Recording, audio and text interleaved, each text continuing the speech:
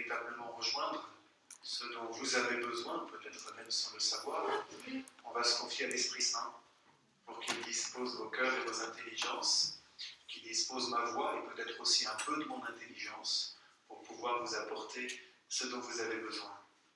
Au nom du Père, du Fils et du Saint-Esprit. Viens, Esprit de sainteté, viens, Esprit de lumière, viens, Esprit de feu, viens nous embraser. Viens, Esprit Saint, en nos cœurs, viens nous visiter jusqu'à l'intime. Viens rejoindre tout ce qui en nous est à la fois besoin de pardon et blessure de pardon. Viens apporter le baume de ta douceur céleste pour que nous puissions, dans la paix et la joie, accueillir le message du Père sur le pardon. Viens, Esprit de sainteté, viens, Esprit de lumière, viens, Esprit de feu, viens nous embraser. Que le Seigneur bénisse notre rencontre, au nom du Père, du Fils et du Saint-Esprit. Amen. Ceux qui me connaissent savent que je suis un peu un fou des feuilles, donc je mets à chaque fois des feuilles à disposition qui présentent le plan de la méditation proposée et également quelques textes qui m'ont personnellement touché, dans l'espoir qu'elles puissent également toucher certains. Donc ces feuilles sont à disposition ici sur l'estrade. J'ai aussi mis des petits feuillets qu'on propose pour les confessions. On les retrouve à l'entrée de la chapelle des confessions. Elles peuvent également servir aux uns ou aux autres.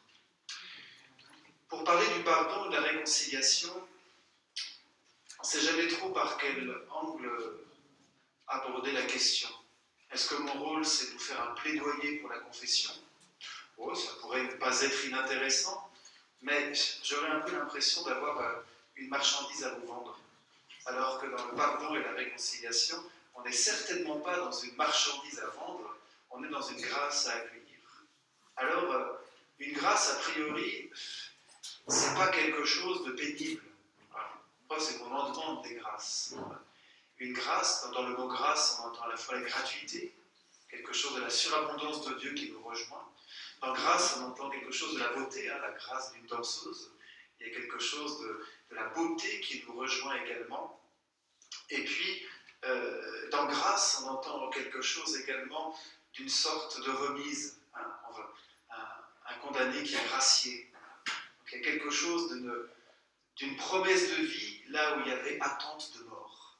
Donc dès qu'on est dans la grâce, on est dans ce registre-là, vous voyez, de surabondance, de beauté et de vie quand on attendait la mort. Donc on est loin d'être sur quelque chose de négatif.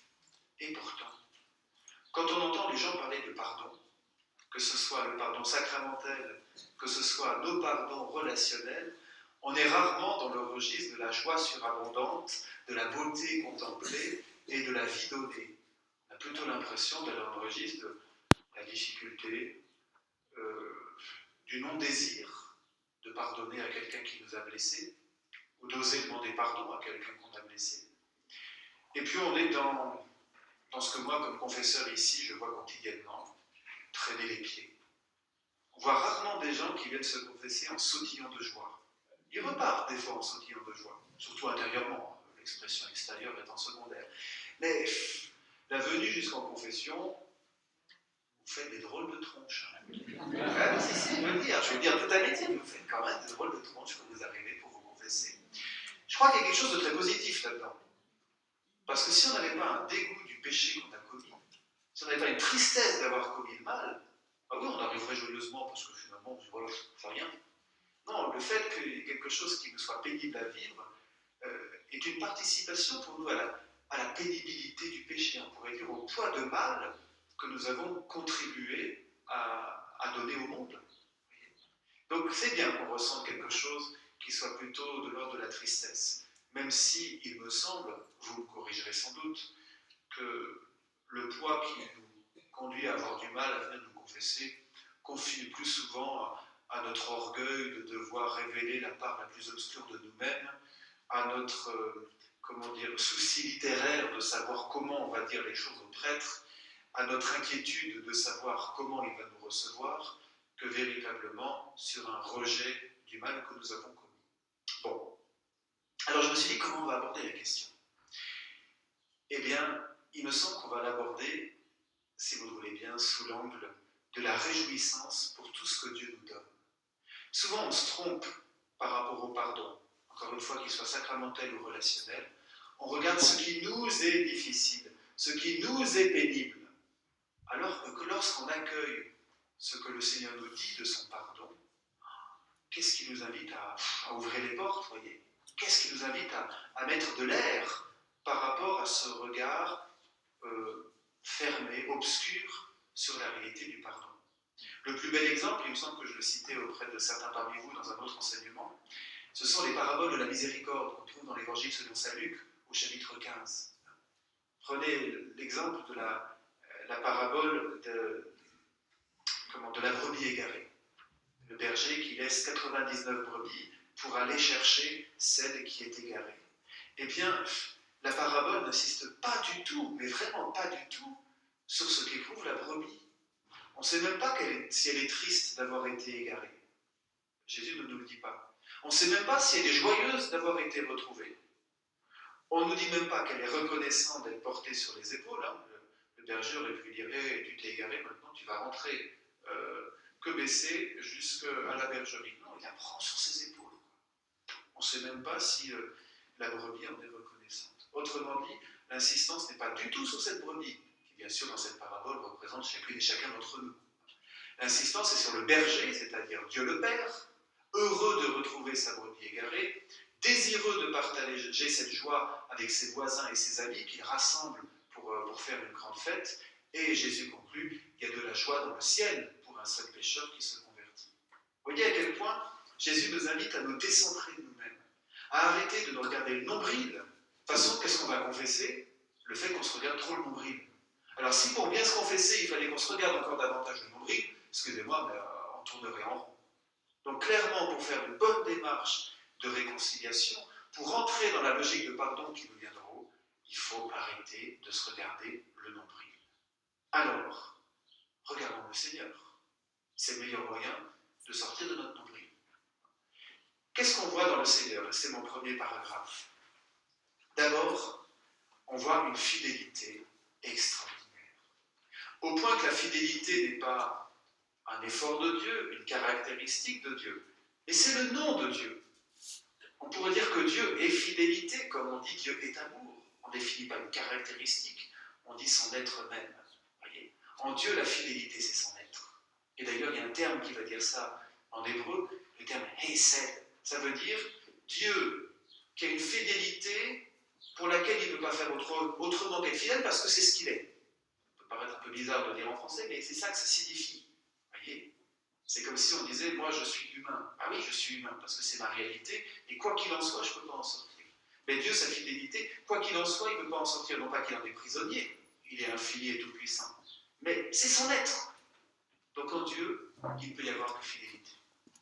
Et saint Paul pourra reconnaître, si nous sommes infidèles, lui, il restera fidèle, parce qu'il ne peut se rejeter lui-même. Voyez ? C'est là qu'on trouve la clé du pardon de Dieu, hein, qui fait qu'on pardonne même les téléphones portables branchés. Dieu, même si on est infidèle, il reste fidèle parce qu'il ne peut pas se rejeter lui-même. Voyez ? Et par rapport à cela, comment cette fidélité de Dieu va être exprimée au plus haut point ? Dans le mystère de Pâques, bien entendu. Dans l'offrande où Jésus met tout sur la table. Qu'est-ce qu'il peut faire de plus que de donner sa vie ? Sa vie de Fils éternel qui a pris chair. Alors oui, véritablement sur la croix, il nous donne tout.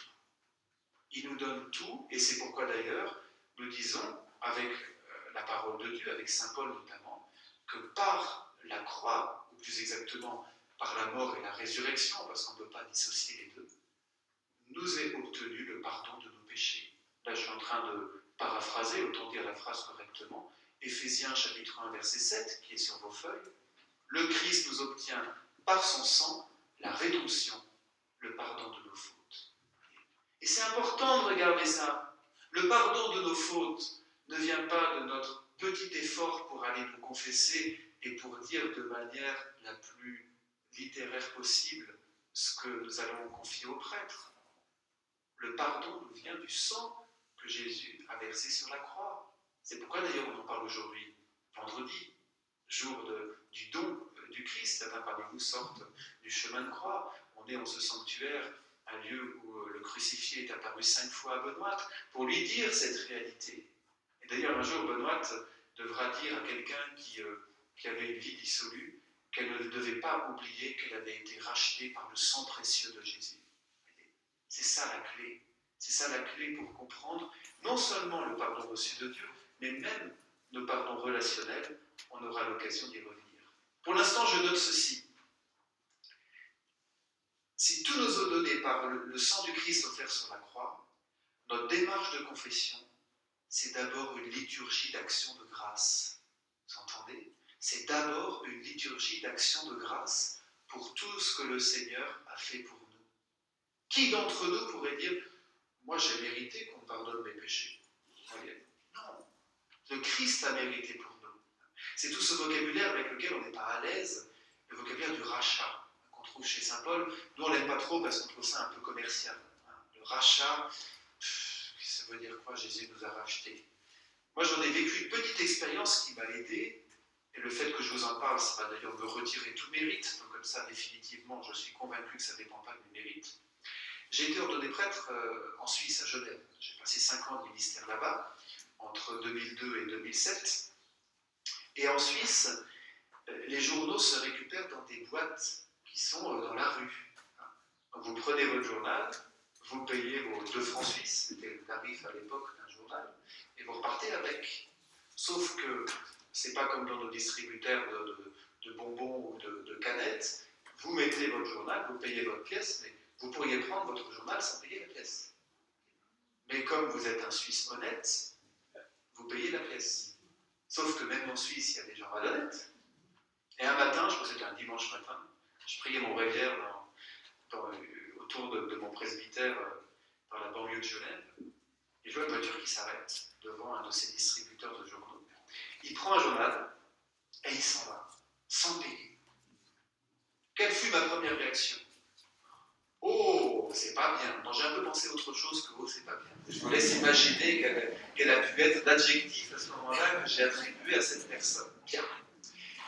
Et après, je me suis dit, me plaindre de sa démarche, ok, est-ce qu'il n'y a pas quelque chose de plus intelligent à faire ? Et j'ai mis les 2 francs suisses dans la machine. Et en faisant ce geste, je me suis dit, ah, mais je crois davantage comprendre maintenant ce que ça veut dire Jésus nous a rachetés. On avait mérité qu'il dénonce nos péchés, comme je voulais le faire initialement avec ce sagouin. Et finalement, plutôt que de dénoncer, j'ai mis ma pièce. Et je vous avoue que ça m'a pas donné bonne conscience. Ça m'a donné un autre regard sur cette personne.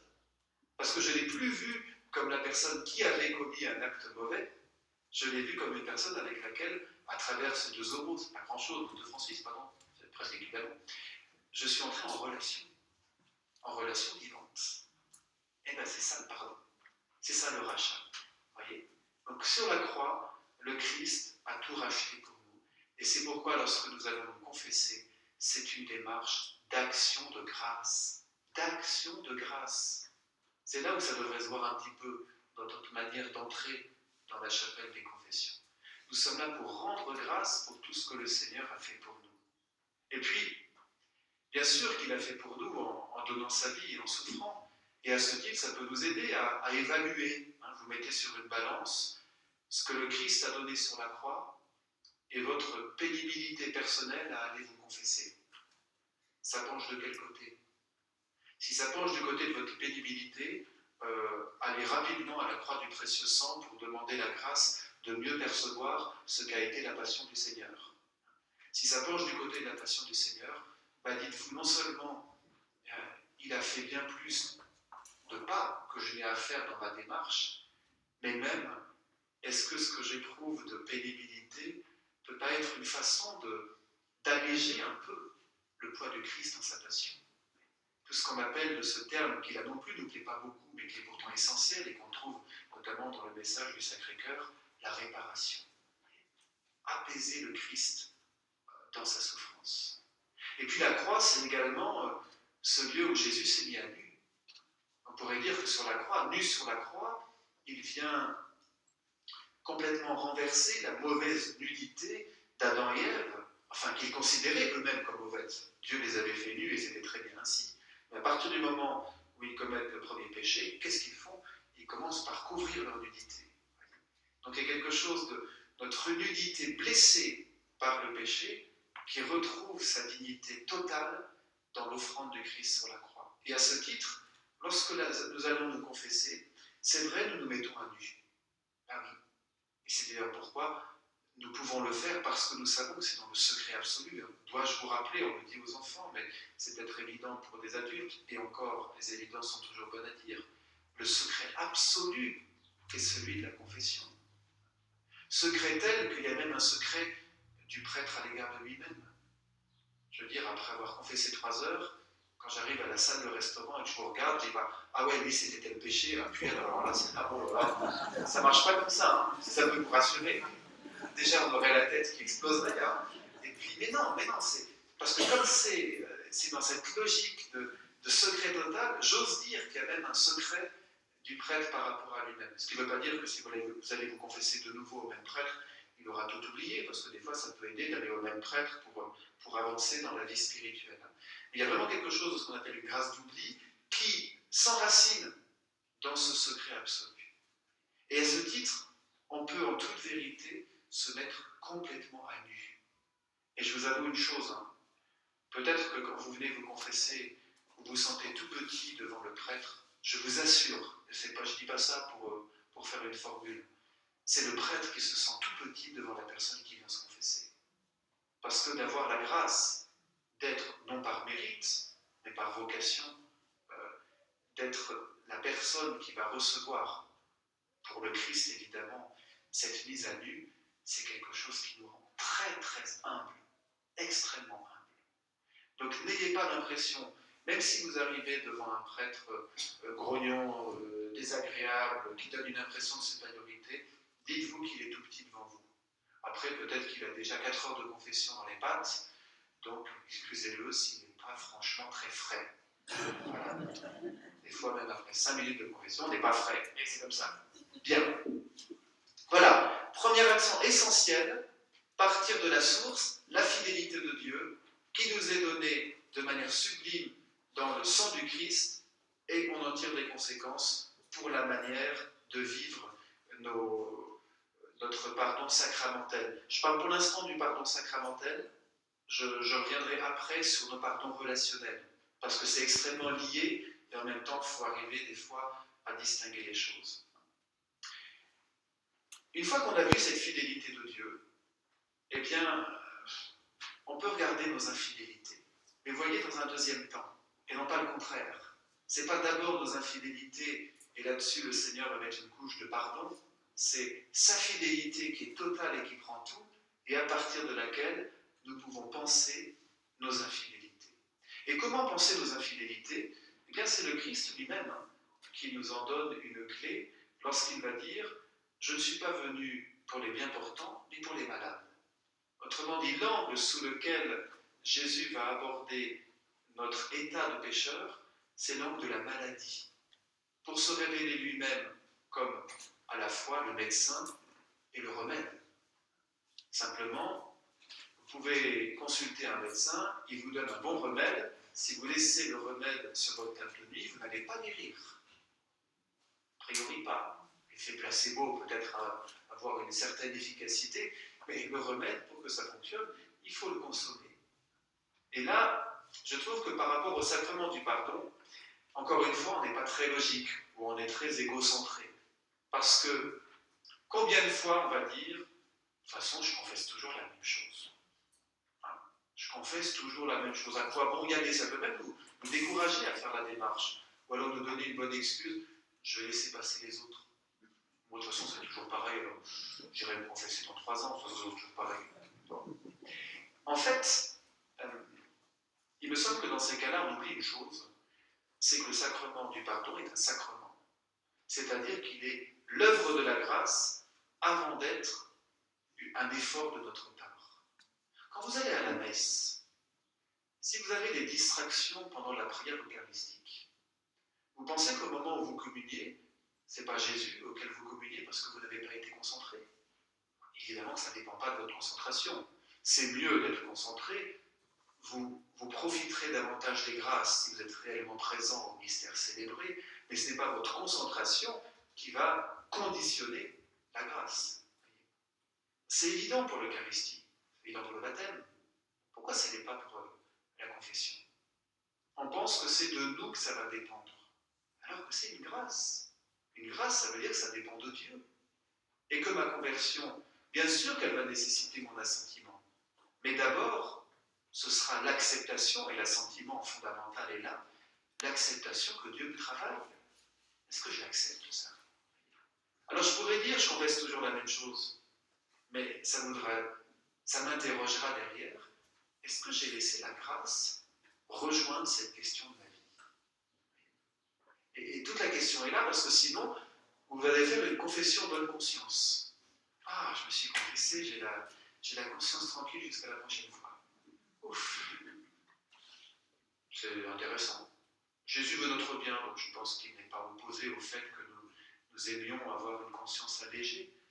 Mais le problème, c'est que ce n'est pas ça qu'il vient donner dans le sacrement du pardon. Il vient donner une grâce de conversion, c'est-à-dire une grâce de changement. Une grâce de changement. Il ne nous dit pas, allez Coco, tu ressors, mais maintenant tu changes. Une grâce pour changer. Et donc, à ce titre, la grande question qui nous est posée dans le sacrement du pardon, c'est pas est-ce que je prépare bien ma confession pour être sûr de rien oublier, mais est-ce que je repars de la confession avec un vrai désir de laisser la grâce me changer? S'il n'y a pas ça, n'allez pas vous confesser. Franchement, n'y allez pas. Ça ne servira à rien. C'est notre liberté qui est en jeu.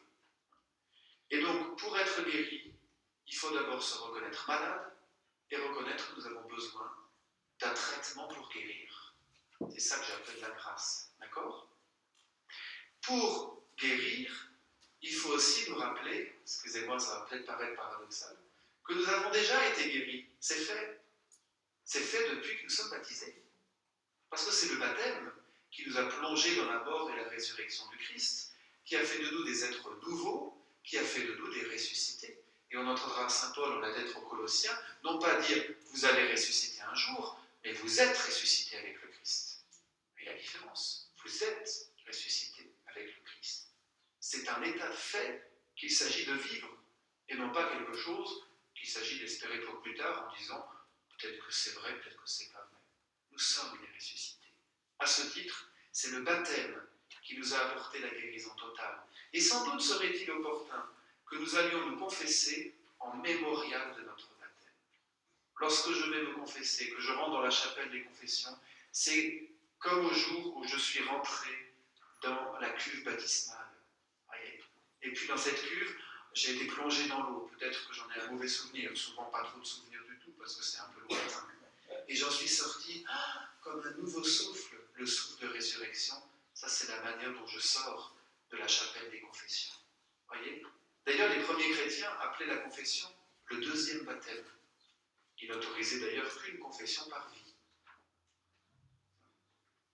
Ça veut dire peut-être qu'ils s'intéressaient moins aux petits péchés que nous. Là, ça peut aussi nous interroger. Est-ce que vraiment on est dans le péché nécessitant une conversion, ou est-ce qu'on est dans la culpabilisation sur des choses qui sont un peu notre vie de tous les jours? J'y reviendrai tout à l'heure parce qu'il me semble qu'il y a des points essentiels par rapport à cela. Je ne vous dis pas de vous confesser qu'une fois par vie. D'ailleurs, au cours de l'histoire, il y a eu un encouragement à ce qu'on multiplie les confessions. Je vous rappelle que l'Esprit Saint n'a pas cessé de souffler lorsque le dernier point a été mis à la dernière ligne du livre de l'Apocalypse, et qu'à ce titre, l'Esprit Saint souffle aussi dans ce qu'on appelle la tradition et le magistère, qui fait partie de la révélation avec la parole de Dieu, et donc on ne va pas dire, comme ce n'était pas ça à l'origine, c'est que c'est faux. Non. L'Esprit Saint nous permet de développer au fur et à mesure la révélation qui nous est donnée. Donc la spiritualité qui a consisté à multiplier les confessions pour notre croissance spirituelle Et bien sûr, si nous sommes porteurs d'un péché grave, c'est quelque chose d'éminemment à suivre. Faire nos confessions dans une logique baptismale, c'est aussi aider à nous convertir. Parce que si je vais me confesser comme un nouveau baptême, je ne me dis pas j'y retournerai dans 3 jours. A priori, je suis baptisé pour l'éternité. Donc il faudrait qu'on confesse, qu'on vive une confession comme si c'était la dernière qu'on avait à faire. Non pas par une sorte de naïveté qui ferait dire c'est bon, je suis sûr que je ne pécherai plus après, mais avec le désir de ne plus pécher après. Vous voyez la différence? Soit on est dans la fatalité, bon, de toute façon, je sais que 5 minutes après, je vais recroiser quelqu'un, je vais retomber dans un péché. Cette fatalité a quelque chose, des fois, simplement de bon sens, parce qu'on se rend compte que le péché il nous est quand même bien présent. Soit on est dans la logique de conversion, je me confesse en disant, Seigneur, c'est la dernière fois que je veux avoir péché. Même si je me doute que je vais recommencer dans 3 minutes. Et c'était la dernière fois que je voulais. Et c'est ça qui est dans l'acte de contrition. Il y a des gens qui disent, moi je ne peux pas dire l'acte de contrition. J'ai l'impression de ne pas être honnête. Je prends la ferme résolution avec le secours de votre Sainte Grâce de ne plus vous offenser et de faire pénitence. Quand je dis ça, j'ai l'impression de mentir. Si vous n'avez pas la ferme résolution de ne plus offenser le Seigneur, il ne faut pas vous confesser. Parce que si on n'a pas le désir profond de ne plus commettre le mal, nous ne sommes pas logiques avec la démarche de confession. Vous voyez la différence entre le désir profond et la réalité de ce que nous pouvons faire. Vous savez, le Seigneur regarde certainement plus nos désirs que nos résultats. Toujours la logique du nombril. Les résultats, on peut s'en enorgueillir. Comme on montrait à nos parents notre bulletin de notes avec des bonnes notes, si c'était des bonnes. Mais je pense que Dieu est assez peu intéressé par nos bonnes notes. En revanche, il est intéressé par nos désirs. Parce que c'est sa matière première à lui. Le désir, il peut le travailler, pensez au livre de Jérémie. Nous sommes l'argile dans les mains du potier. À partir de notre désir, le Seigneur peut travailler la matière humaine que nous sommes pour son projet à lui. Si c'est simplement lui présenter nos bonnes notes, peut-être qu'il va être satisfait qu'on ait fait quelque chose de bien, ce n'est pas le problème. Mais relationnellement, dans la dynamique de relation à Dieu, je pense qu'il nous manque quelque chose d'essentiel. Ça va? Alors on continue. Est-ce qu'on peut fermer la porte? Parce qu'en fait, il fait plus chaud dehors que dedans. Et les mouches, elles, ont envie de venir participer à l'enseignement. Et elles sont moyennement bienvenues. Merci beaucoup d'être bien aimable. Après avoir commencé par Dieu, et nous rendre compte qu'une confession, nous sommes appelés à la vivre, les yeux fixés sur la croix, dans l'action de grâce et dans un désir de renouvellement baptismal, c'est déjà pas rien. Hein. Je vous propose qu'on accepte maintenant de faire la vérité sur notre être. Qui sommes-nous? Il faut bien reconnaître que pour faire une vraie démarche de confession, de conversion, il faut consentir à renoncer à l'idéal de ce que nous aurions voulu être. Je vous ai mis une belle citation par rapport à cela. Elle est de Jacques Poujol, dans un livre qui s'appelle « La colère et le pardon ». S'il y en a parmi vous qui ont des problèmes autour de la colère, c'est-à-dire tout le monde, eh bien, je vous invite à lire ce petit livre qui est très bien fait sur la colère et le pardon. Et voilà ce qu'il nous dit. « Lorsque je commets une offense, cela me renvoie de front à ma finitude, à mes faiblesses. Je n'ai pas été la personne parfaite que je croyais pouvoir être. Ou lorsque je suis offensé, j'ai du mal à dire ma blessure, car cela me ramène à ma réalité de créature limitée et vulnérable. Dans les deux cas, cela vient ébranler mon moi idéal. » Forcément, dès qu'on parle de pardon, on parle de faiblesse. Que ce soit parce qu'on a offensé, donc on a choisi le mal, on a eu la faiblesse de choisir le mal, soit parce qu'on a été offensé et que la blessure de l'autre nous a fait mal, même si des fois on ne veut pas la reconnaître. Et donc dans les deux cas, on n'a pas été la personne formidable, capable de tout affronter, Superman, Superwoman, super-héros, super ce que vous voulez, on ne l'a pas été. Et il faut consentir à notre faiblesse pour pouvoir entrer dans une démarche de confession. Qu'elle soit une confession sacramentale ou relationnelle. Consentir à notre faiblesse. Nous sommes tous faibles, ok? On l'admet une fois pour toutes, et puis après on peut avancer. Dès qu'on reste braqué sur des rêves de force, on ne peut pas accueillir le pardon de Dieu. Et on ne peut pas ni pardonner, ni être pardonné. Accepter cette vulnérabilité. Je voulais l'évoquer, mais je ne sais pas quand. Je l'évoquerai plus tard. Suspense. Deuxième chose, indispensable, ne pas tout mélanger. Ne pas mélanger ce qui est de l'ordre du péché, ce qui est de l'ordre de la limite, et ce qui est de l'ordre de la faiblesse. Oh, ça veut dire quoi tout ça? Prenons simplement la réalité des faits ou des définitions. Qu'est-ce que c'est un péché?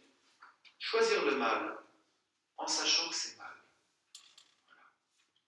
Vous ne pouvez pas dire à un enfant, tu as péché parce qu'en faisant un geste brusque, il a renversé un vase. Il a peut-être péché sur le geste brusque, mais certainement pas sur le fait d'avoir cassé le vase. Il n'y a pas un acte volontaire de faire le mal. Si vous voyez quelqu'un, au lieu de lui dire la vérité, vous lui mentez, vous savez très bien que ce mensonge n'est pas vérité, vous choisissez de mentir. Il y a un choix du mal. D'accord? Donc le péché, c'est clairement un choix du mal. Moi, quand j'ai des personnes qui terminent leur confession, et je l'accueille avec beaucoup de tendresse, parce que je vois que c'est bien, on essaye de terminer d'une manière ou d'une autre. Donc il faut bien une dernière formule. Et tous les péchés que j'ai pu commettre sans le vouloir, ah ouais, ça me fait tomber les bras. Il n'y a pas à confesser les péchés qu'on a pu commettre sans le vouloir, parce que ce n'est pas des péchés. Voyez. Donc, quand on confesse, ça nous oblige, c'est ça l'intérêt, ça nous oblige à regarder en face notre consentement avec le mal, notre choix du mal. Parce que souvent, on se ment même à soi-même en disant « Non, mais finalement, ce n'est pas tout que ça un mal. » Voyez. Objectivement, le mal, c'est du mal. Quelles que soient même les circonstances qui peuvent atténuer le mal, mais pas rejeter l'objectivité du mal commis. Après, il y a mal et mal. Si vous mentez pour conduire quelqu'un en prison, c'est pas la même chose si, messieurs, lorsque votre épouse sort de chez le coiffeur, c'est vraiment pas réussi, mais vous lui dites « Chérie, t'es belle ». Parce que là, vous avez été juste 15 jours de cauchemar. Donc, voilà. Si vous pouvez trouver une formule par laquelle vous n'allez pas mentir, c'est mieux. Parce que si votre épouse savait que c'était un mensonge, je ne suis pas certain qu'elle l'apprécierait tant que ça. Mais en même temps, on perçoit bien que la matière n'a pas la même gravité. C'est évident, mais des fois, les évidences peuvent être bonnes à rappeler. Ça, c'est le péché. C'est quoi la limite? Je vais vous citer de mes limites. Je n'arrive pas à courir à 50 km/h. C'est une limite de ma condition humaine. Je ne l'ai jamais confessé. Vous pensez qu'il faut que je le fasse? Non. Alors pourquoi une mère de famille, après 15 heures où elle a trimé avec ses enfants, elle est absolument épuisée, elle se couche, elle commence à fermer un œil, il y a 2 enfants qui viennent en disant « Maman, il m'embête » et qu'elle se met en colère et qu'elle vient après le confesser, je pense que je dois lui dire « Madame, c'est pas un péché, c'est une limite. Vous avez atteint une limite de votre physiologie. » Ce qui ne veut pas dire qu'il n'y a rien à faire, parce que peut-être que ça veut dire que vous tirez trop sur la corde. Et qu'à ce titre, il faut un peu plus vous reposer, un peu plus prendre du temps pour vous. Je ne sais pas, il y a quelque chose à faire. Mais vous voyez que pour changer la situation, ce n'est pas une conversion qu'on va demander à cette dame. C'est éventuellement un aménagement de son emploi du temps. Mais on n'est pas sur un domaine de péché. On est sur un domaine de limite. Et peut-être qu'il est bon de savoir reconnaître nos limites. On n'a pas les mêmes. Il y a des gens, ils dorment 5 heures, ils sont en super forme.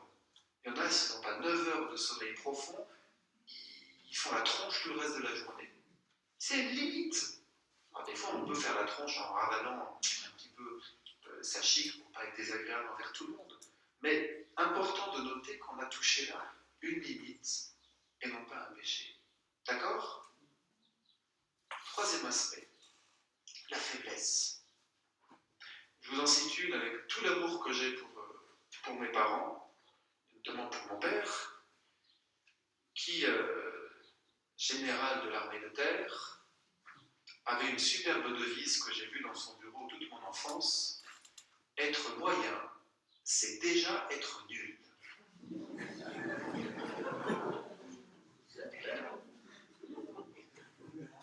quand je suis moyen en homélie, je me trouve nul.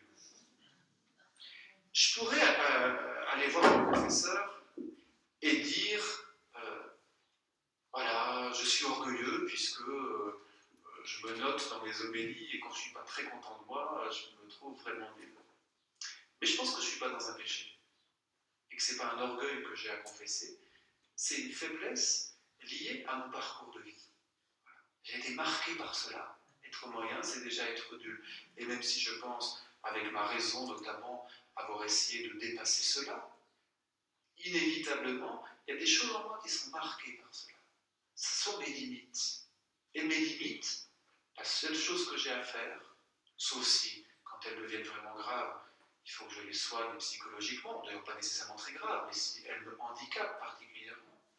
Mais sinon, j'ai simplement à les accepter. Et à dire, ça fait partie de moi, ça fait partie de mon histoire. On m'aime ou on m'aime pas avec ça, je me supporte ou je ne me supporte pas avec ça, mais il n'empêche que ça fait le Ludovic que vous avez devant vous. Et c'est tout. Voyez ? Péché, limite, faiblesse.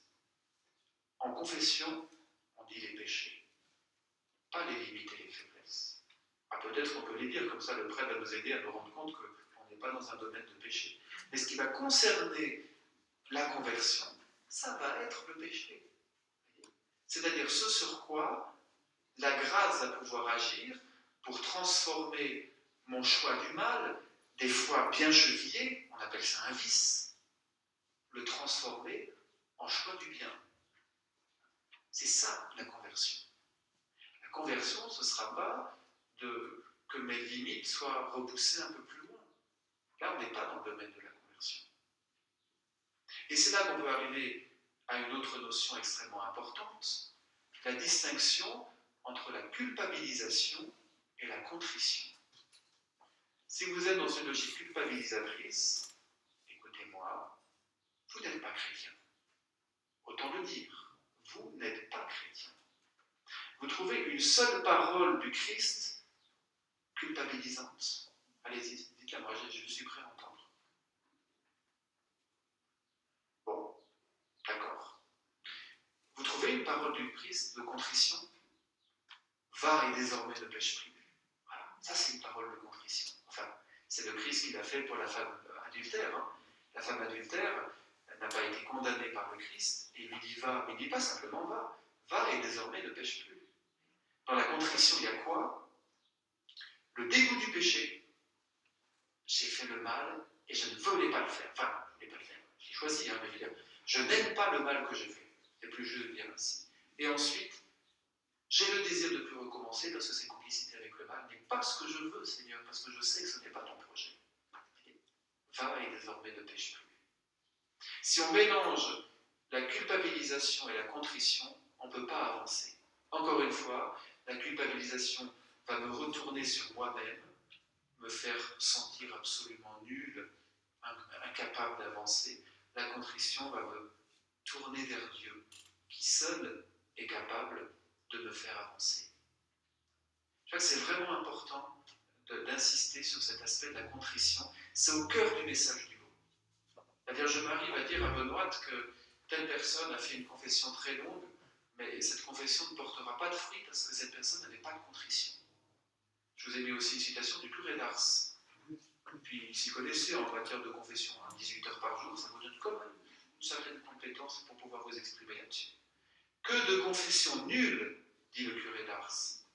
Soit parce que nous étions persuadés qu'il suffisait d'accuser nos péchés pour en recevoir le pardon, soit parce que nous nous sommes contentés de belles formules de contrition qui étaient tout extérieures et n'exprimaient pas les réels sentiments de notre cœur.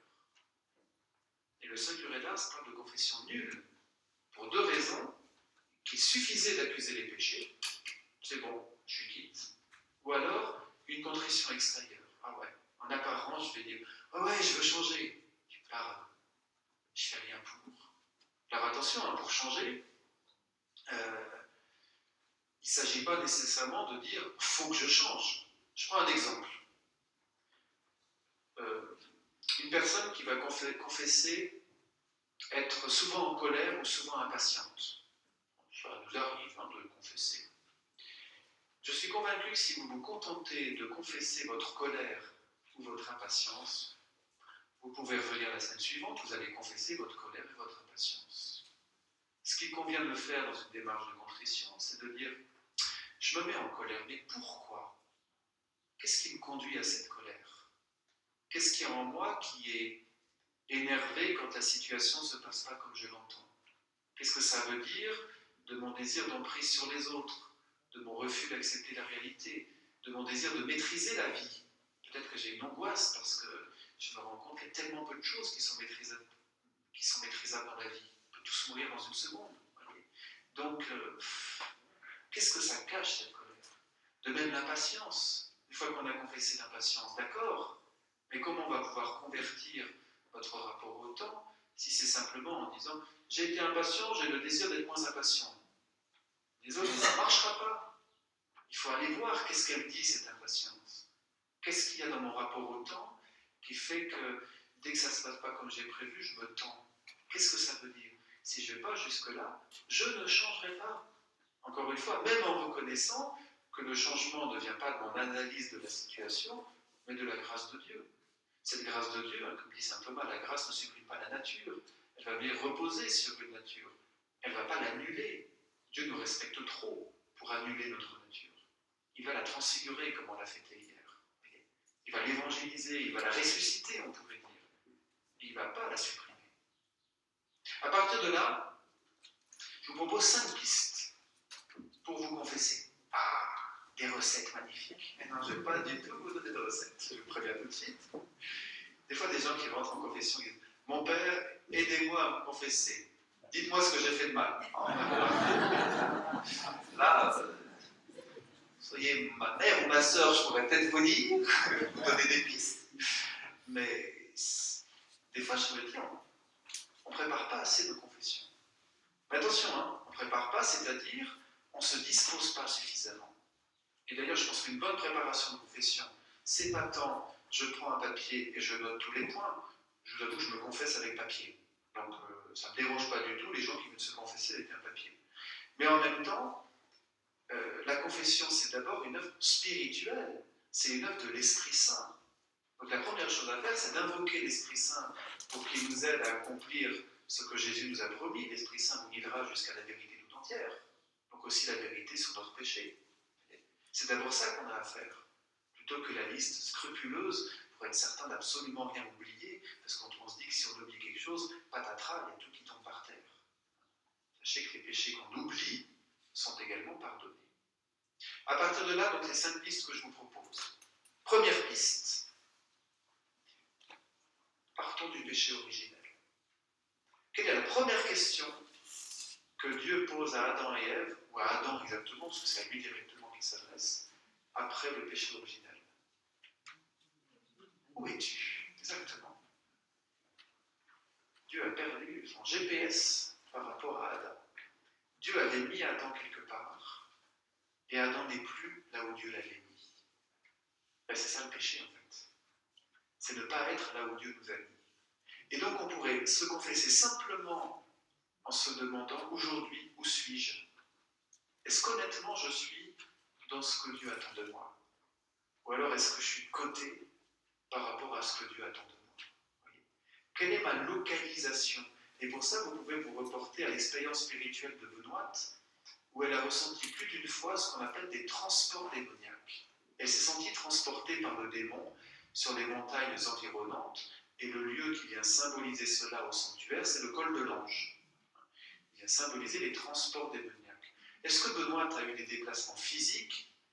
Dans tous les manuscrits du lot, personne ne dit avoir été témoin de déplacement physique de Benoît. Peu importe. Elle s'est sentie déplacée. Elle a senti que l'esprit malin l'a déplacée de chez elle, de là où elle était faite pour habiter, de ce que Jésus reprendra dans la parabole de la vie et des sarments. Celui qui demeure en moi et en qui je demeure, celui-là porte beaucoup de fruits. Sinon, on est des sarments secs qui ne servent plus à rien. Donc, se poser la question où je suis peut être une belle manière d'entrer dans une démarche de confession qui peut viser une véritable conversion. Deuxième, ceux qui m'ont déjà écouté ont peut-être déjà entendu en parler, et c'est finalement la même chose prise sous un autre angle, quitter la posture du crustacé pour accepter la posture du vertébré.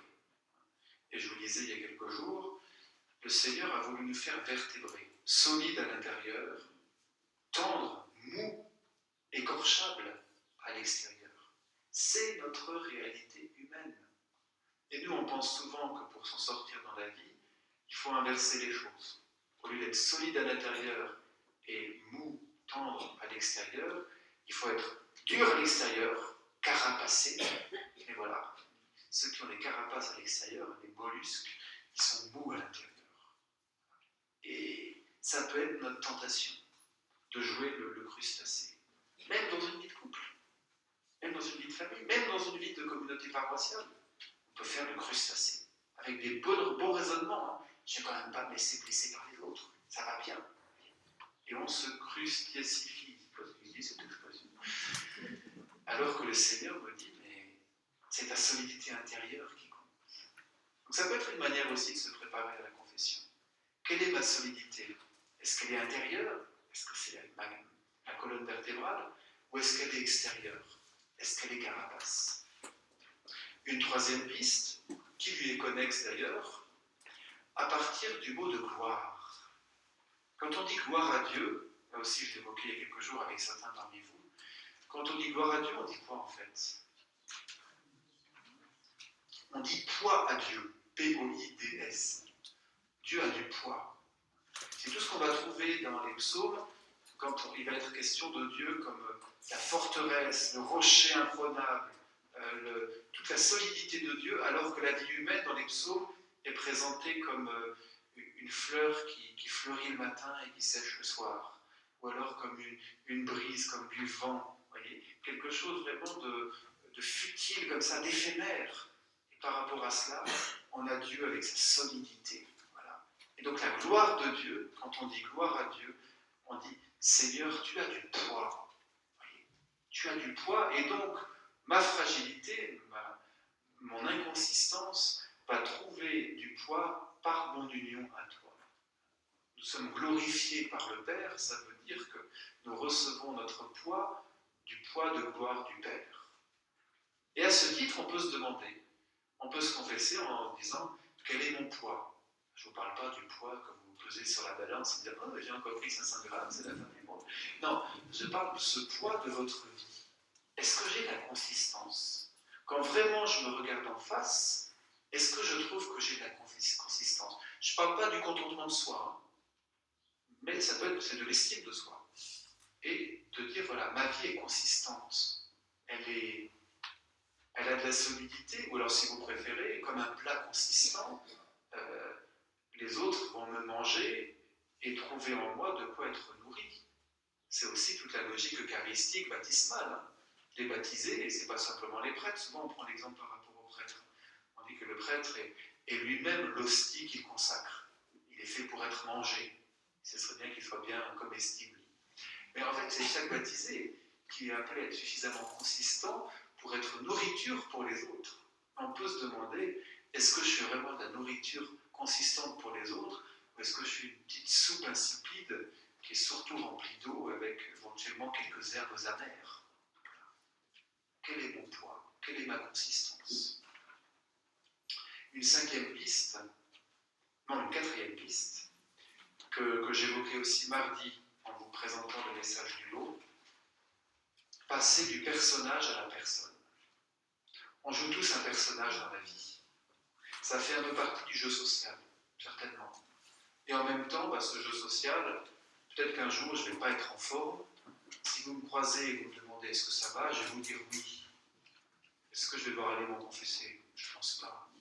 Je ne vais pas m'étaler devant vous du fait que j'ai un petit souci personnel, voilà. Si on est amis, pourquoi pas, je pourrais éventuellement me confier à vous. Et je crois que ça vaut le coup que vous demandiez si vous êtes amis pour vos prêtres, pour qu'ils puissent se confier à quelqu'un. Mais le personnage, c'est le rôle qu'on joue, en pensant que ce rôle va être apprécié des autres, et donc on agit pour séduire, pour être aimé.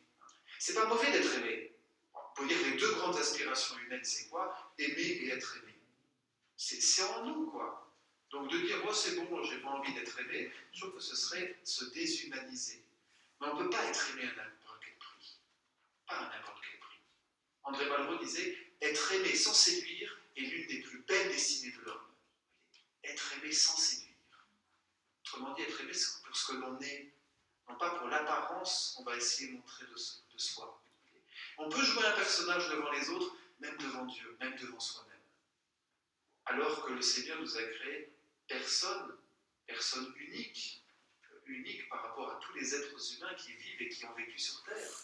Et c'est cette personne-là qui est belle, qui est bonne, et que je dois déployer, parce que c'est le projet de Dieu.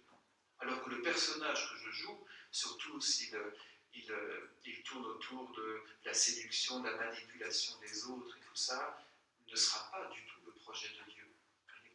Donc, reconnaître le personnage que l'on joue et désirer davantage être la personne que l'on est. Ça me semble être aussi une belle manière de se préparer à la confession. Et puis une autre que j'évoquais également, je crois que c'était mercredi, c'est ces deux réalités qui nous habitent potentiellement en permanence. La capacité à exprimer dans les petites choses de la vie, dans les moindres choses de la vie, de la tendresse aux autres, ou la capacité à leur exprimer de la dureté. Et on se rend bien compte qu'il y a les deux en nous. Et on se rend bien compte qu'à chaque décision de vie, qu'elle soit pensée, qu'elle soit acte, qu'elle soit, qu'est-ce qui reste? Pensée, acte, je ne sais plus trop, désir même, que ce soit un choix de tendresse et jamais un choix de dureté.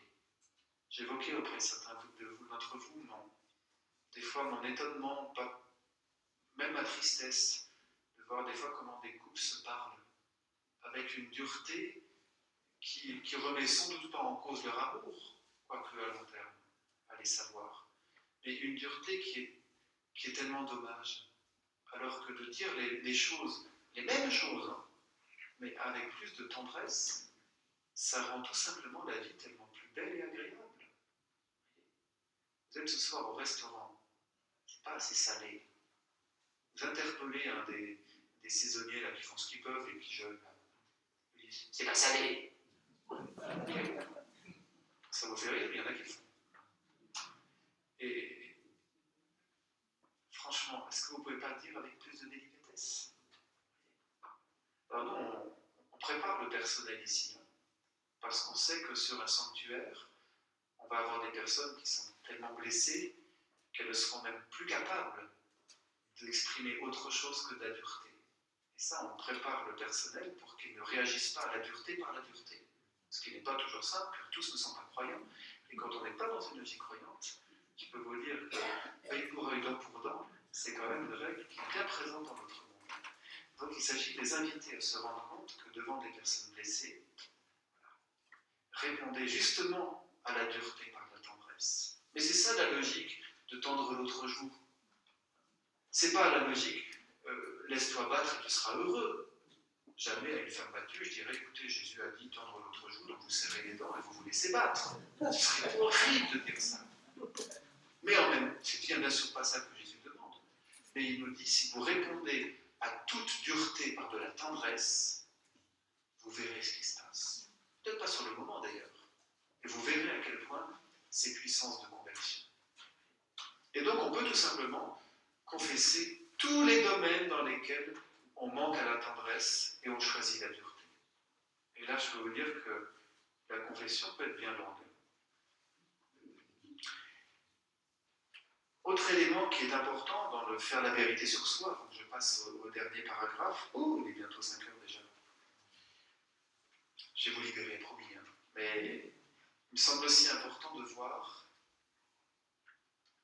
la réalité à partir de la parole. Pour nous, la parole, c'est le Christ. La parole qui s'est faite chair. Jean chapitre 1, ce magnifique prologue. Et donc, toute parole que nous prononçons engage quelque chose du mystère de la parole de Dieu. C'est pour ça qu'on ne devrait pas dire n'importe quoi. Hein. Mais également, dans le cadre de la confession, reconnaître que mettre des mots sur une réalité, c'est déjà non seulement l'identifier, mais aussi prendre une distance avec elle. C'est un principe qu'on utilise dans la psychologie. Hein. Mais attention, une confession n'est pas une démarche chez le psy. Mais il y a le même mécanisme qui est qu'à partir du moment où je mets des mots sur une réalité, j'accepte de la regarder bien en face. Les gens qui disent, moi c'est bon, hein, je me confesse directement à Dieu. J'ai pas besoin d'un prêtre. Franchement, directement à Dieu. Hein. Jésus, il a dit qu'il pardonnait mes péchés. Je pense que Dieu peut pardonner en direct. Et jamais je dirais, la seule manière qu'a Dieu de pardonner, c'est le sacrement du pardon. Les sacrements sont des lieux, pour le dire ainsi, où nous avons l'assurance de la grâce, mais certainement pas des lieux qui limitent la grâce. Dieu pardonne comme il veut. Et je suis sûr qu'il pardonne dans le sacrement du pardon.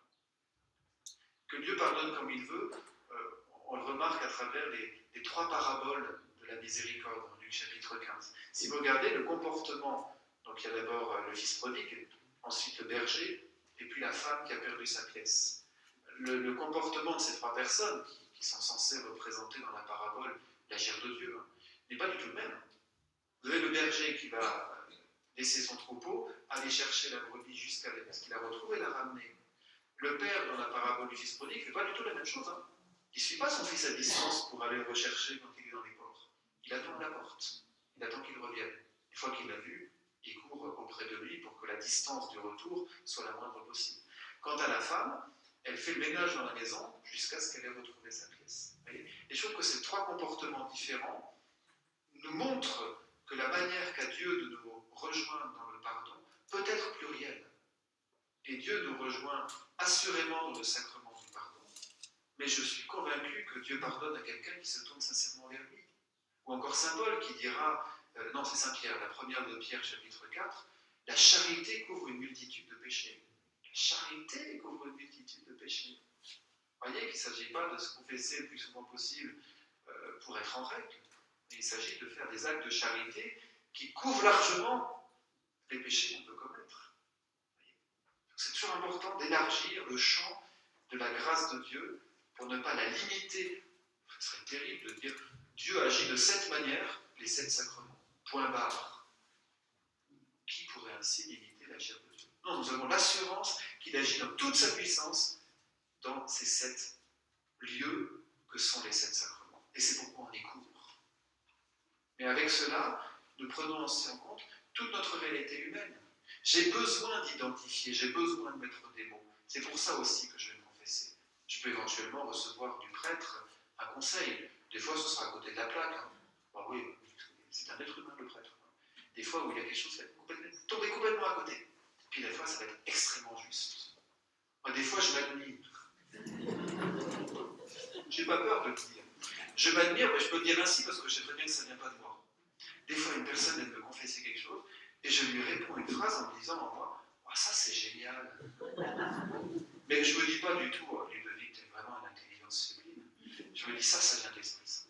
Parce que ça rejoint la personne tout juste au moment où il fallait. Et d'ailleurs, mon orgueil en a déjà pris plus d'une claque, parce que le jour où je me suis dit, ça c'est une bonne formule, je la garde de côté, j'ai voulu la reproduire, la réchauffer pour une autre personne, ça a fait un plat. Ben, évidemment, on ne réchauffe pas les grâces de Dieu, on les accueille. Donc, ça convenait à telle personne dans telle circonstance.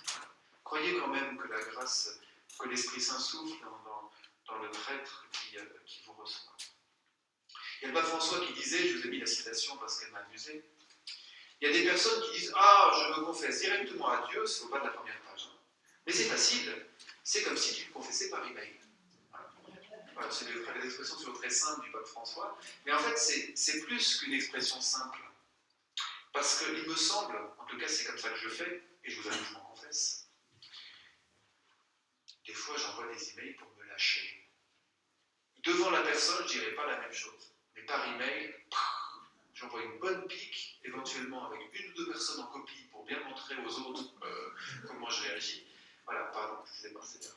Mais voilà, il y a quelque chose dans cet email qui est un manque de réalisme par rapport à la relation qui, elle, est vitale. On dit souvent qu'une rencontre interpersonnelle vaut 100 coups de téléphone et 1000 mails. Voilà. Si vous voulez résoudre un problème, il faut aller voir la personne. Il ne faut pas lui envoyer des mails avec des argumentaires, ça ne servira à rien. Au contraire, ça va même empirer la chose. La rencontre interpersonnelle a quelque chose d'absolument vital. Et voilà, dans le sacrement du pardon, l'Église nous offre une rencontre interpersonnelle. Elle ne peut pas toujours durer des plombes, excusez. Surtout si vous vous confessez en plein mois d'août dans un sanctuaire où il y a surabondance de monde, c'est clair qu'il n'est pas possible quand vous consacrez énormément de temps. Et je pense qu'il y a aussi une charité qui peut consister à se limiter et à dire je vais me confesser, je vais faire en sorte que ça ne dépasse pas 8 minutes, parce qu'il y a des personnes derrière. Des fois on a besoin de se livrer, ok. Et des fois on n'a pas forcément besoin de savoir que le prénom de votre curé c'est le même que celui de votre oncle qui lui-même... D'autant que souvent c'est un peu de brouillard que vous distillez pour qu'on... Là des fois on se dit mais qu'est-ce qu'il y a comme péché là? Et on attrape un mal de tête, vous n'imaginez pas, à essayer de comprendre ce que la personne veut confesser. Waouh, ok, essayez de vous éviter le mal de tête. Le pape François aussi dit confessez-vous comme les enfants. Un enfant ne dit pas mon père, je suis pécheur. Un enfant va dire mon père, j'ai tiré les cheveux de ma petite sœur. Ça, c'est de la confession. C'est clair, c'est net, c'est un fait. C'est pas un brouillard de oui, mon père, comme tout le monde. Ah, des fois, des gens qui se confessent en rond. On est pécheurs, on commet. D'accord, mais vous. Voyez. Alors, je vous le dis avec toute la tendresse, hein, c'est pas du tout du mépris. C'est toujours de la tendresse pour les personnes qui ont de la difficulté à se livrer. C'est tellement difficile, c'est tellement délicat. Donc je ne veux surtout pas que ce que je vous dis, vous le preniez comme du mépris ou de la moquerie. Mais simplement un appel à la vérité. Peut-être à la charité aussi pour le prêtre qui est en face de vous. Et voilà, osez être en vérité. Jésus dit quand même la vérité vous rendra libre. Il ne dit pas le brouillard vous rendra libre. Donc faisons un acte de vérité. On a commencé à 4 heures. Ça fait déjà 1 heure. Peut-être que pour vous c'était long, mais moi je trouvais que ça passait très vite. Alors je vais pas pouvoir m'arrêter longtemps sur le dernier point. S'il y en a qui veulent partir, n'hésitez pas. Hein. Il y a 4 portes. Vous pouvez vraiment sortir sans problème. Mais j'aimerais quand même prendre quelques minutes, pour ceux qui le veulent, sur le pardon que nous avons à accorder aux autres, ou à demander aux autres. Parce que il m'arrive de me dire, est-ce que je suis honnête quand je dis notre Père? Pardonne-nous nos offenses comme nous pardonnons. Alors j'ai bien conscience que ce n'est pas un comme, au sens où, Seigneur, je te demande de pardonner à la mesure dont je suis capable de pardonner. Parce que ce n'est pas notre mesure qui détermine celle de Dieu.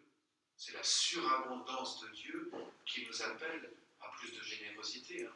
Vous savez, quand Jésus parle de pardon, il va employer des expressions, il s'agira de sortir de la logique comptable. Combien de fois dois-je pardonner? 70 fois cette fois, c'est-à-dire en arrêtant de compter. Donc, il ne s'agit pas de dire pardonne-nous nos offenses comme nous pardonnons, comme si Dieu allait devoir, enfin était contraint de nous pardonner à la mesure de notre capacité de pardonner. C'est beaucoup plus, Seigneur, fais-moi entrer dans ton mouvement de pardon. Cette dynamique de pardon qui coule de toi, que je sois capable de vraiment rentrer dans son flot. Et pour ça, je propose 4 pistes. Première piste, sortir de la logique du perdant et du gagnant. Si dans nos pardons relationnels, on est à se dire, est-ce que je vais l'emporter ou est-ce que je vais perdre, on ne pourra pas pardonner. L'objectif du pardon, c'est que tout le monde soit gagnant. À la limite, on pourrait dire que tout le monde soit perdant, si vous voulez. Pour ça, on a un très bel exemple, encore une fois, dans les paraboles de la miséricorde, dans la parabole du fils prodigue. Le père, c'est pas un gagnant. Quand son fils revient après avoir eu une vie de débauche, il court se jeter à son cou et il l'embrasse. Ah, quel faible ce père! Il s'est fait manipuler par ce fils qui va demander l'héritage alors qu'il n'était pas encore mort, ce père, hein, quand même. Et le fils a demandé l'héritage. Hein. Autrement dit, il a tué son père de cette manière. Et voilà que quand il revient, ce père, au lieu de lui dire, écoute, franchement, je t'avais prévenu. Voilà. Là, il y a tout ce que tu as expérimenté. Là, c'est bien fait pour toi. Je te l'avais dit. Tu le savais bien. Non, il va le prendre dans ses bras et couvrir de baisers. Quel faible. Puis il y a un autre frère en histoire. Vous savez, celui qui fait la tête. Qui fait la tête pourquoi? Parce que oui, j'ai pas lu. Voilà. Qui fait la tête et qui refuse d'entrer. Et que fait le père? Qu'est-ce qu'il fait, tiens, le père?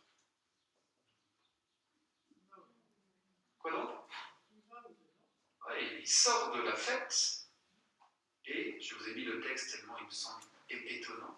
Le fils aîné se mit en colère, et il refusait d'entrer. Son père sortit le supplier. Le supplier. Je te supplie de venir faire la fête avec nous. Quel faiblard, quelle lavette ce père. Mais franchement, pas un homme ça. Et pourtant, le Seigneur est en train de montrer l'agir de Dieu à notre égard. Quand il fait une démarche de pardon, il y a quelque chose en Dieu d'une faiblesse formidablement forte. Il y a quelque chose d'une faiblesse, mais oui, quand on pardonne, on est faible. Ok. Mais alors, quelle force, quoi. Quelle force dans cette faiblesse. Ça rejoint ces formules paradoxales qu'on trouve notamment chez saint Paul, la première aux Corinthiens. Lorsque je suis faible, c'est alors que je suis fort. Je laisserai la puissance de Dieu agir dans la faiblesse pour que ce ne soit pas par ma puissance qu'on reconnaisse les œuvres de Dieu. Il y a tout ce paradoxe, mais qui n'est pas un paradoxe antithétique, qui est un paradoxe d'équilibre, de reconnaître qu'en fait, la vraie faiblesse dans le pardon est une force. Et donc pour ça, sortir de la logique du gagnant et du perdant. Deuxième chose essentielle, quand on pardonne, on ne renonce pas à faire justice. Parce que si le pardon était un renoncement à la justice, donc quelque chose d'injuste, on irait à l'encontre d'une aspiration profonde qui nous habite. On est tous des assoiffés de justice. C'est d'ailleurs une des béatitudes. On est tous faits pour la justice. Et donc, si le Seigneur nous demandait quelque chose de contre nature, on devrait lui dire « Seigneur, tu n'es pas cohérent avec toi-même. Parce que c'est toi qui as déposé en moi l'aspiration de la justice, et tu me demandes maintenant d'être injuste. Non, ça ne va pas. » Et donc, il s'agit de bien repérer dans le pardon qu'il y a deux domaines. La justice qui va s'intéresser à ce qui est dû, et le pardon qui va s'intéresser à relever la personne. On pourrait dire que la justice va concerner les actes. J'ai commis un vol, je suis condamné pour le vol que j'ai commis. Le pardon va concerner la personne.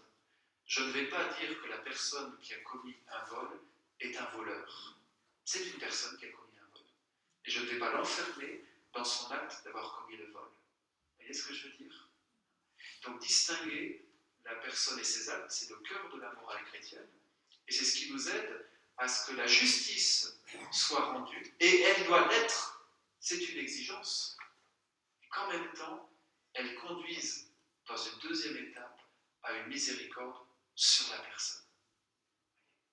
Quand Jean-Paul II est allé voir celui qui avait tenté d'assassiner, il lui a pardonné, mais il n'a pas fait en sorte qu'il sorte de prison.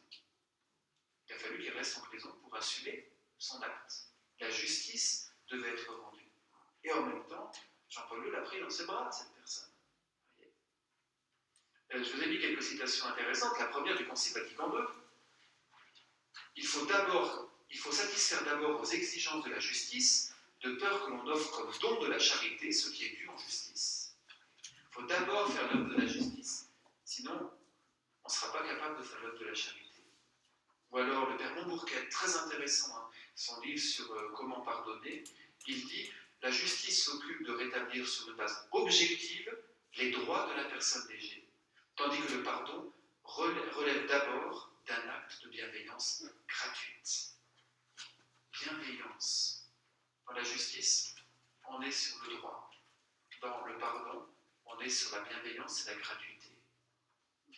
Troisième élément qui peut nous permettre d'entrer dans un pardon, renoncer à être l'unique auteur de notre pardon. Ça, c'est essentiel. Si vous dites « il faut que je pardonne », votre intelligence va vous dire « il faut », parce que vous percevez bien que c'est l'exigence que pose le Christ, mais au fond de vous-même, il y a quelque chose qui ne voudra pas pardonner. Et qui fera que tout d'un coup, à l'évocation de la personne à qui vous avez dit « c'est bon, je lui pardonne », à l'évocation de son prénom, il y a quelque chose qui se tord en vous. Ou alors si vous apprenez qu'il lui arrive quelque chose de bien, ça vous fait du mal. Et puis si vous apprenez qu'il lui arrive quelque chose de mal, ça vous fait presque du bien. Ouais. Et là on se dit, mais est-ce que j'ai pardonné? Je peux pardonner à partir du moment où j'accepte de renoncer à être l'unique auteur de mon pardon. C'est la même chose pour la charité. L'amour des ennemis, quand voulez-vous aimer vos ennemis? Vous avez de l'affection pour vos ennemis? C'est pas possible. Sinon, nous ne pouvons pas avoir de l'affection pour nos ennemis. Et au moment de laisser sa charité à lui nous habiter, ce n'est plus moi qui vis, c'est le Christ qui vit en moi, dira saint Paul. De manière à ce que sa charité m'habitant, je sois capable de jeter sur les autres le regard que Dieu leur pose, un regard de charité, à la mesure de son être, non pas à la mesure du mien, à la mesure du sien, Dieu éternel, toute puissance d'amour, pour être capable de poser un regard d'amour sur cet ennemi. Voyez, en permanence, nous chrétiens, on est appelés à être reliés à notre Seigneur. Et c'est de lui que nous recevons ce qui nous permet de transmettre aux autres des grâces. C'est toute la logique de l'Eucharistie. On ne communie pas pour recevoir Jésus bien en nous et le rendre prisonnier de notre corps. On communie pour le transmettre au monde. On est des canaux. Mais pour le pardon, il faut qu'on soit des canaux. D'un pardon qui vient de plus haut que nous. Quatrième et dernière piste, reconnaître que nous sommes dans le mouvement de la résurrection. Le fait que Jésus soit ressuscité, qu'avec lui nous soyons déjà ressuscités, ça change notre rapport au pardon. Ça le change radicalement, comme ça change d'ailleurs notre rapport à toutes les réalités. Enfin, il faudrait. Si on était ressuscité, est-ce qu'on peut avoir le même rapport à notre compte en banque que si on n'avait pas la foi? Il me semble que pas. Même si dans les faits, il me semble que trop. Voyez? Et est-ce qu'on a pris conscience qu'on est vraiment ressuscité? Alors ça peut rester de la théorie. C'est pour ça que je vais terminer par un exemple. C'est une citation que j'emprunte au Père Caffarel, le fondateur des Équipes Notre-Dame, et qui cite dans l'un de ses livres une expérience vécue par un couple qui l'accompagnait. Pour vous donner un peu la situation, c'est une épouse qui trompe son mari depuis plusieurs mois, mais qui ne lui dit absolument rien. Et là, on va être le soir où il va y avoir une discussion à partir de ça. Allez. Voilà ce que dit cette femme qui témoigne de la façon dont s'est passée cette soirée. Ne voulant pas, je vous ai mis le texte en italique, parce que je pense que ça peut vous servir de le reprendre et de vous l'approprier. Ne voulant pas saccager son bonheur, donc le bonheur de son mari, Serge, je veillais à ce qu'il ne pût rien soupçonner de l'adultère. Son amour pour moi, d'une exceptionnelle qualité, s'approfondissait de jour au jour. Au cours d'une veillée, il m'exprima en termes qui m'atteignirent au cœur sa tendresse, son estime, son admiration. C'en était trop. Je laissai échapper « Ah, si tu savais !»« Je sais, me répondit-il. » Ces mots firent exploser en moi une indignation aussi violente qu'injuste. Alors, pourquoi me jouer cette affreuse comédie? De deux choses l'une. Ou tu ne souffres pas de ce que tu sais, et c'est la preuve que tu ne m'aimes pas, ou tu es bouleversé, et ta sérénité n'est que mensonge. J'étais hors de moi, agressive, railleuse, blessante. Il attendit que l'orage se fût apaisé. Il est sage cet homme. Puis calmement, gravement, tendrement, il ajouta « Comprends, depuis 6 mois j'ai cruellement souffert, mais ma souffrance à moi était supportable, car elle ne m'abîmait pas. Je vis clairement ce que j'avais à faire, cela seul que je pouvais faire, t'aimer plus encore qu'auparavant, pour que tu ressuscites à l'amour, et que cet amour tout neuf, non seulement brûle ton mal à sa flamme, mais te fasse un cœur nouveau, une pureté nouvelle, une beauté plus rayonnante que jamais. Et l'amour de Serge fit de moi cet être nouveau. Oui, je me marie avec ça. Eh bien, il est baptisé tout simplement. Il a compris la logique de la résurrection. Voyez, il a compris que la logique de la résurrection, c'était prendre conscience qu'on était ressuscité et qu'à ce titre, on ne pouvait faire autre chose, mais non pas d'une obligation morale, mais d'une obligation vitale, de l'élan que nous recevons de la résurrection. On ne peut faire autre chose que ressusciter les autres. C'est tout ce qu'on trouve dans la femme adultère, hein, où Jésus va la relever et il va la ressusciter. Voilà, en fait, je voulais terminer là-dessus pour que ça puisse nous aider dans les petites choses du quotidien comme dans les grandes réalités de notre vie, parce qu'on soit des ressuscités ressuscitants. Applaudissez la miséricorde de Dieu, si vous pouvez. Dans la vie du sanctuaire, merci beaucoup. Dans la vie du sanctuaire, il y a l'adoration du Saint-Sacrement qui a commencé à la basilique. les vêpres à 18h30. Et ce soir, ce n'est pas une veillée pénitentielle qu'on va vivre, c'est une veillée de la miséricorde. C'est-à-dire une veillée pendant laquelle, oui, il y aura des prêtres dans la chapelle des confessions et sur le parvis pour recevoir en confession, mais dans la basilique, on va vivre une veillée de la miséricorde, où on va d'abord rendre grâce au Seigneur pour sa miséricorde, c'est fondamental, oui, et ensuite, on va voir comment on peut accueillir davantage cette miséricorde et l'offrir aux autres. Et donc, pendant tout ce temps de contemplation de la miséricorde, que sera notre veillée qui se terminera par les complis, eh bien, il y aura des prêtres à disposition. Tous les prêtres du lot se mettent à votre service pour vous confesser. Voilà, ça fait une belle fin de journée, hein, c'est formidable. Merci à tous. Bonne fin d'après-midi.